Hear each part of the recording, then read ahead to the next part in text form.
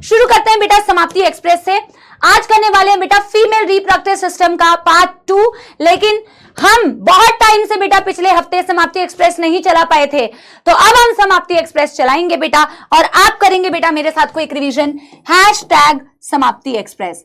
And I am again and again saying बेटा, आजकल लोगों को बेटा बहुत शौक है क्लिप्स काट के डालने का, तो there is no need to boast बेटा, बोस्टिंग करने वाली कोई बात नहीं है, ये बताने की जरूरत नहीं है कहां से आया कहां से नहीं आया। आप समझदार हैं, आप देखते हैं, जो पढ़ता है वो जानता है, ठीक है ना, जो पढ़ता है वो जानता है। चलिए बेटा, और पेपर सॉल्व कराऊंगी तुम्हें आराम से, अभी नहीं बेटा, अभी नहीं, ठीक है ना, जो क्वेश्चंस आए सब कुछ दिखाऊंगी, ठीक है ना। Not right now, this is not the right time, this is the time for समाप्ति एक्सप्रेस, ठीक है। तो हमने पिछली क्लास में क्या पढ़ा था? अच्छा, इस टॉपिक से क्वेश्चन आया था, by the way, voice is not clear, voice break हो रही है क्या?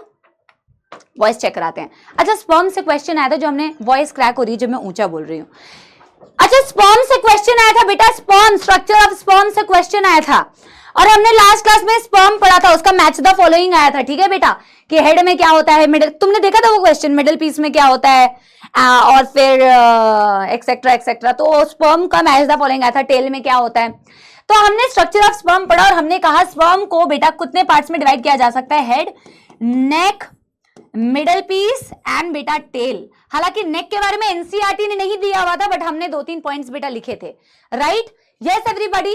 तो हमने पढ़ा कि मैम एक होता है इसके पास हेड, एक होता है छोटू सा नेक, एक होता है मिडल पीस, और एक होता है टेल। तुम्हें तो 4 नंबर मिल गए होंगे बेटा इसमें, है ना। हेड में क्या था बेटा, क्वेश्चन आया था genetic material.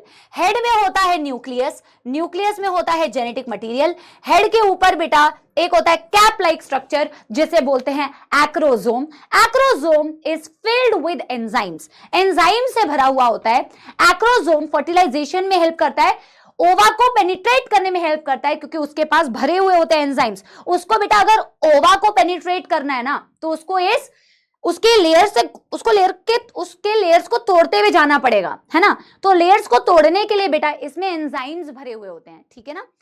Acrosome Golgi body से डिराइव्ड होती है। नेक के बारे में एनसीईआरटी ने नहीं दिया हुआ था, बट हमने किया था बच्चों, याद होगा तुम्हें। इसमें सेंट्रियोल्स होते हैं, एक होता है प्रोक्सिमल सेंट्रियोल, जिसके बारे में मैं तुम्हें बताऊंगी, हालांकि एनसीईआरटी में नहीं है, क्लीवेज डिवीजन में हेल्प करता है, हमने लिखा नहीं है यहां।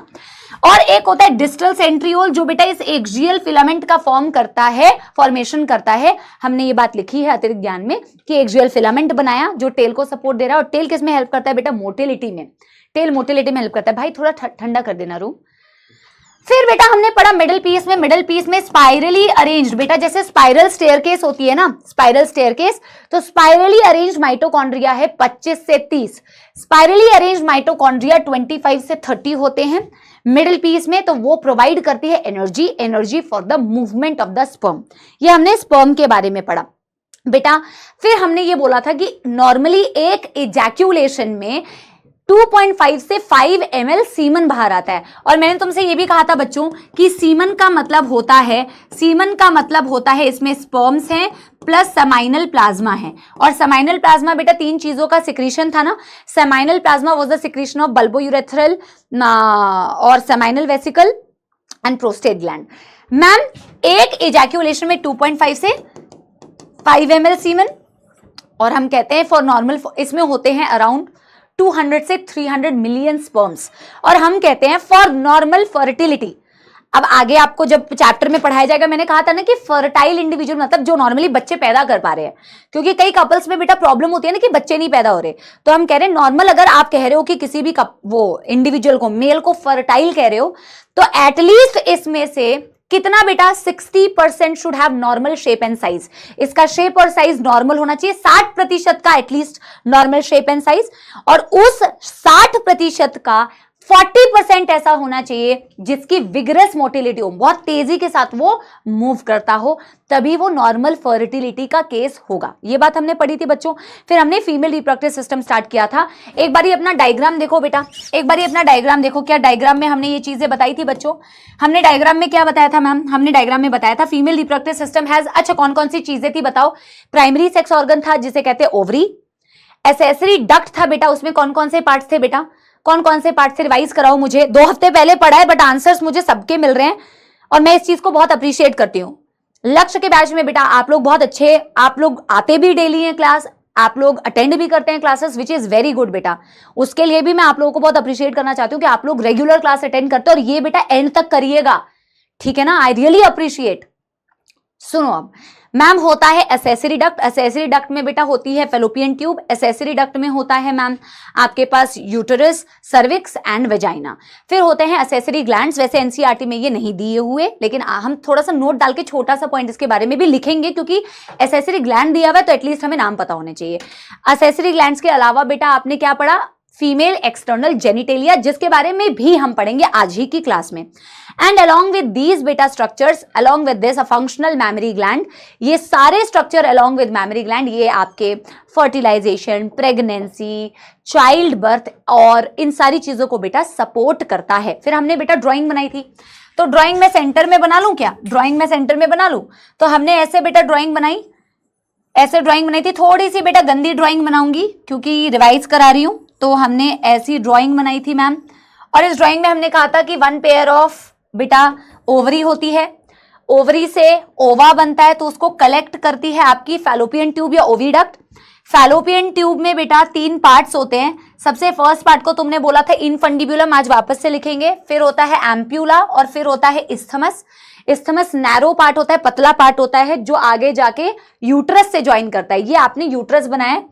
आज मैं आपको यूट्रस डिटेल में पढ़ाऊंगी, तो यूट्रस के भी डिफरेंट पार्ट्स बताऊंगी। हालांकि वो एनसीईआरटी में नहीं है, बट बेटा एक चीज एनसीईआरटी में दी है तो उससे रिलेटेड सारी चीजें पता होनी चाहिए। यही मैं बार बार आपको बोलती हूं, यही कंसेप्ट का डेप्थ होता है बेटा, कि that if something is given तो आपको उसके बारे में बेटा नॉलेज होनी चाहिए, है ना। आज अब पढ़ेंगे यूट्रस के बारे में, पर हमने वॉल के बारे में उसी दिन पढ़ लिया था बेटा कि यूट्रस की 3 वॉल्स होती हैं। सबसे बाहर वाली होती है पेरीमेट्रियम, बीच में होती है मायोमेट्रियम और सबसे अंदर वाली होती है बेटा एंडोमेट्रियम। और ये यूट्रस की वॉल है।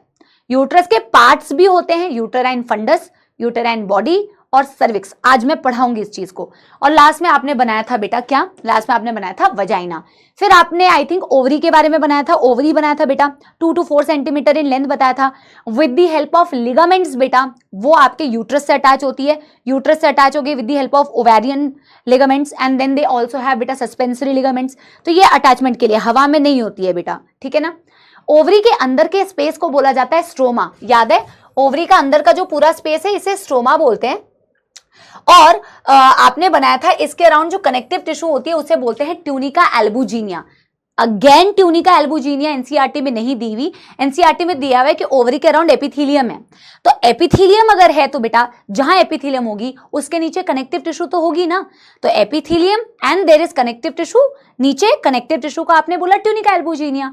ये पूरा स्पेस आपने बोला स्ट्रोमा होता है। स्ट्रोमा को 2 पार्ट्स में डिवाइड करते हो बेटा, ये बाहर वाला जो रीजन होता है स्ट्रोमा का उसे आप बोलते हो बेटा द कॉर्टेक्स एरिया, और जो बेटा बीच वाला एरिया होता है इसे आप बोलते हो मेड्यूला एरिया। मेड्यूला एरिया में होते हैं बेटा ब्लड वेसल्स, मेड्यूला एरिया में होते हैं बेटा ब्लड वेसल्स। और ये बाहर वाला जो एरिया है इसे बोलते हैं कॉर्टेक्स, इसमें होते हैं बेटा आपके फॉलिकल्स, डेवलपिंग फॉलिकल्स होते हैं। यहां तक किसी को भी कोई दुख दर्द समस्या, इसको डिटेल में हमें पढ़ना है, जब मैं ओवरी को आपको डिटेल में पढ़ाऊंगी। अभी हमारा समाप्ति एक्सप्रेस यहीं तक का है। क्या आप लोगों को बेटा सब कुछ समझ में आ गया? तो शैल वी मूव फॉरवर्ड मेरे सपोलो। जोश मोटिवेशन की कमी नहीं होनी चाहिए बेटा आपके माइंड में। आपको अगले साल नीट देना है और इसी तरीके से पढ़ना है जिस तरीके से हम सेशन की शुरुआत से पढ़ रहे हैं बेटा, ठीक है ना। उसी तरीके से पढ़ना है और उसी तरीके से सिलेक्शन होगा बेटा आपका, ठीक है ना। अब बस आराम से मन लगा के पढ़िए, चीजों को अच्छी तरीके से पढ़िए बेटा, जो पढ़ रहे हैं ना उसे अच्छी तरीके से पढ़िए। बायोलॉजी को मन लगा के पढ़िए बेटा, लाइटली मत पढ़िए, बस इतनी सी बात है, ठीक है। शुरू करें फिर आज का टॉपिक, चलिए।